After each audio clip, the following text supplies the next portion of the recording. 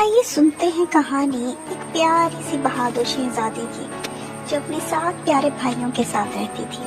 ایک دن ان کے والد کو کسی کام سے دور جانا پڑا۔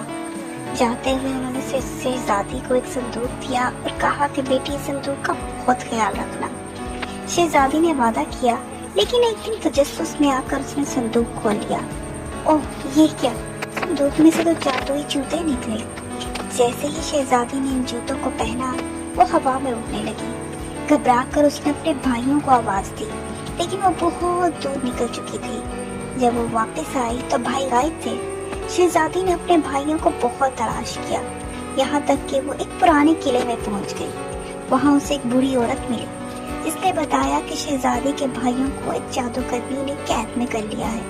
شہزادی نے ہمت نہ ہاری اور اپنے بھائیوں کو بچانے کا فیصلہ کیا۔